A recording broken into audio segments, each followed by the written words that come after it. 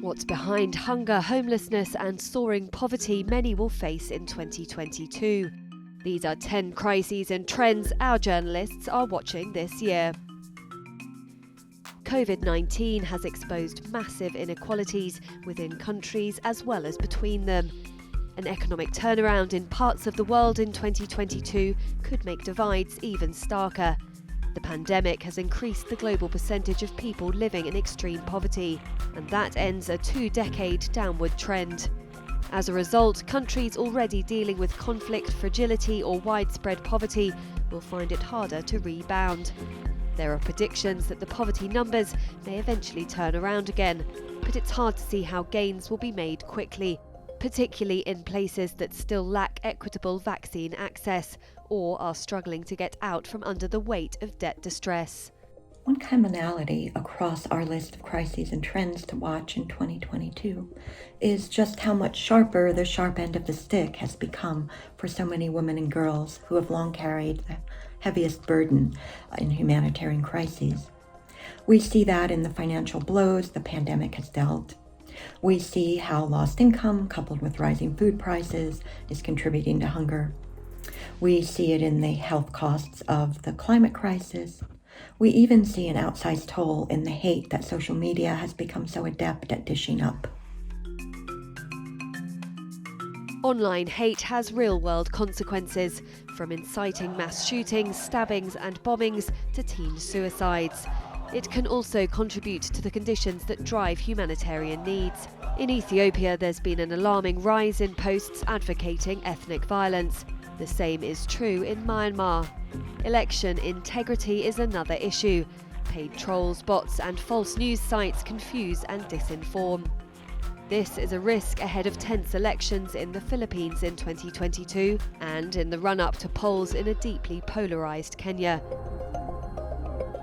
Turmoil at the top is fueling ever-rising needs on the ground in Afghanistan, Haiti and Myanmar. These 3 countries have seen seismic political shifts. The Taliban resurgence in Afghanistan, the assassination of the president in Haiti, and the military coup in Myanmar. Each of these crises presents stark aid dilemmas, including donor reluctance to deal with the Taliban and questions over humanitarian neutrality and how to engage with Myanmar's junta, as well as the challenge of grappling with Haiti's gangs. Hardline policies have turned what should be manageable movements of people into a cascading series of humanitarian crises at borders. During an ongoing migration crisis on the EU's eastern frontier with Belarus, member states Lithuania, Latvia and Poland have deployed troops. They've resorted to expelling asylum seekers and migrants from their territory. Such pushbacks are illegal under international law. Up to 283 million people are short of food. It's not just the huge numbers in need, but also the depth of the crises they face. Burkina Faso, Ethiopia, Nigeria, South Sudan and Yemen are among the countries most in need. Long-running conflict has pushed even more people into an emergency category of hunger. Extreme weather has also left its mark.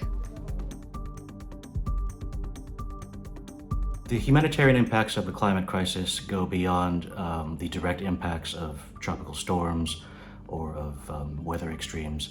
We see climate change as a risk multiplier, where it's repeat disasters kind of overlapping on top of each other, really causing new vulnerabilities, and that's really exacerbating the crises that we follow on an everyday basis. I think there are direct impacts when it comes to healthcare. You have, obviously heat-related mortality from extreme weather and heat waves, which are becoming much more common. You have the reach of mosquito-borne diseases like dengue being further and further away from the usual, zones in the tropics, where they're showing up in Himalayan areas and the foothills, for example.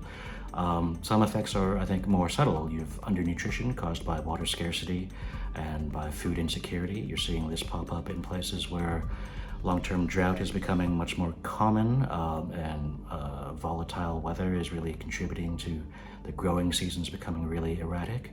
Climate change is also exposing underlying issues. For example, women are often the first to sacrifice when food is short, and their healthcare needs may be a last priority. In a long-term drought, women might be less able to access reproductive health services. Struggling governments are seeking new sources of support as they try to combat militant groups. These include West Africa's Sahel, coastal Mozambique, and Eastern Democratic Republic of Congo.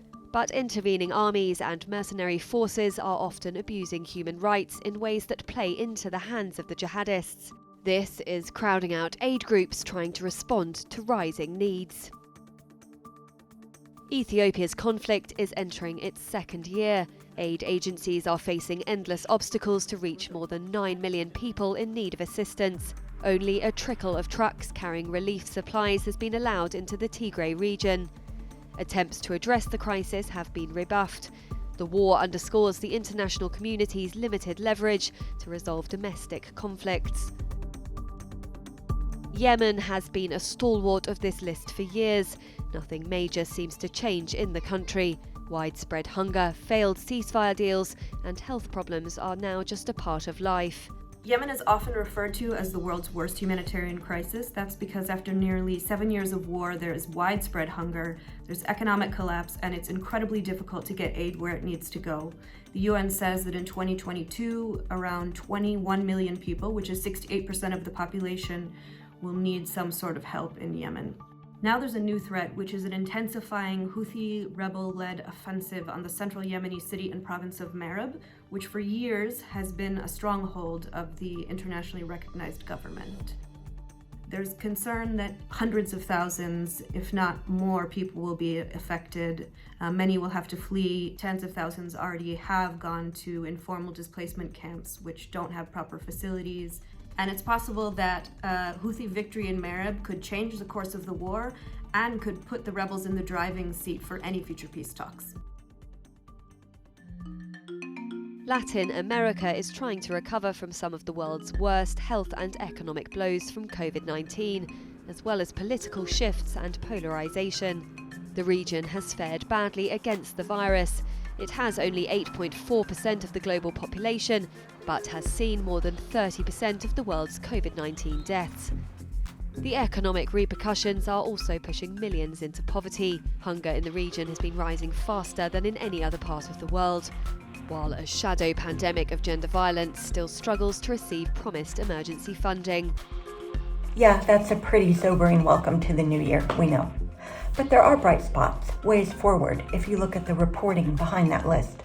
There are things like local peace deals, aid to survivors of gender-based violence, and planning for disasters before they happen. As a humanitarian newsroom, it's our job to point out some of the world's gravest wrongs. It's also our job to point to how they could be made right. Who knows, maybe we'll even find a positive trend or two to open 2023.